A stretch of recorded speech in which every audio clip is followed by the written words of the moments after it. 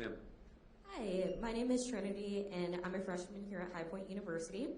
It's awesome to meet you guys. And nice to meet you, Trinity. Thank you.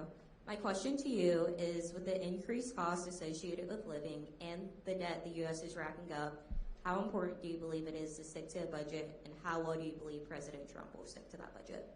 It's a very good question, Trinity, and they're actually connected, right? These problems are connected because when the government spends more money than it takes in, then it has to print that money. And that printed money shows up as inflation. So the average North Carolina family is about $29,000 poorer because of Kamala Harris's inflation. Now, they didn't see that in an IRS bill, but they saw it in their groceries bill, they saw it in their rental bill, they saw it in their car payments. That inflation is a hidden tax on American citizens, and it comes partially from when the government spends more money than it takes in. So what we have to do is we have to cut spending in this country. And there are a lot of very specific things that you can do to reduce the amount of money the federal government is spending. I mean, look, there is so much stupid stuff that your government does with your tax dollars. We could get back to some very common sense fiscal principles very quickly.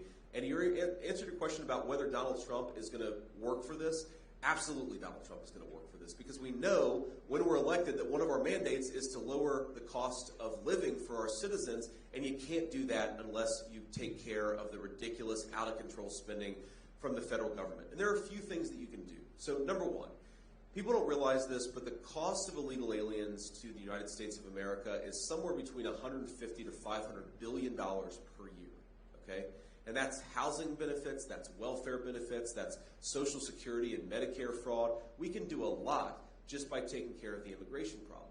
We're also still spending a lot of money from the COVID era that we shouldn't be spending. The public health pandemic, thank God, it's over, and we should never go back to some of the draconian measures that we took then, but it's over now. We should not be spending money like a drunken sailor like we did back during the COVID era.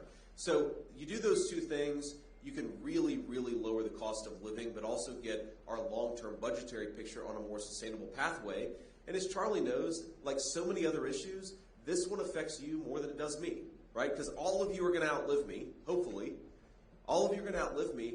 You're going to be paying off the debt that we're incurring right now for a lot longer than any of our politicians. So when you see Kamala Harris's spending proposals, you ought to be asking yourself, is it worth the debt that I'm going to be paying off for the rest of my life? Almost always the answer is no. We should vote for fiscal sanity, which is why Donald J. Trump needs to be our next president. Now just a fun little wrinkle to that I know everyone in the audience will enjoy.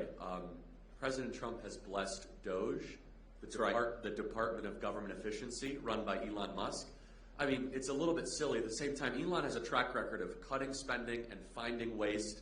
Can you just comment on that a little bit? The philosophy being that we haven't had a real good examination of federal budget, especially with new Biden spending. Yeah, so I've been in the Senate for a couple of years. Here's how we do budgeting in the United States Senate and the United States House, and this is going to sound like an exaggeration. It's not.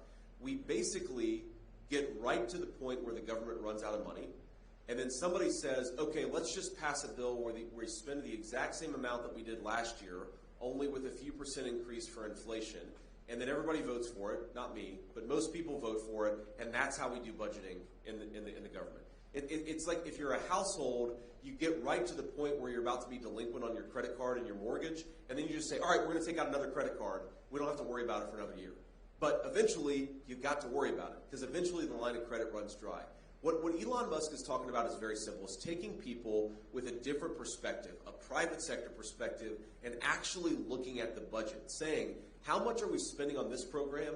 How much should we be spending? And doing that, asking that basic question for every line item in the federal budget. And I guarantee that when you do that, Charlie, you're going to find hundreds of billions of dollars, maybe even trillions of dollars of savings of your money that we're spending, not because we even said we need to spend this money. You may disagree with that decision, but it's not like a politician said we need to spend this money. We're spending it because we kicked the can down the road. And what Elon Musk and what a lot of us are talking about with this Department of Government Efficiency is actually going in and saying, all right, we're going to look at how much we're spending, we're going to compare it against how much we should be spending, and we're going to actually rationalize and make sense of the federal budget for the first time in a very long time. I love that. Who is up? Yes, sir.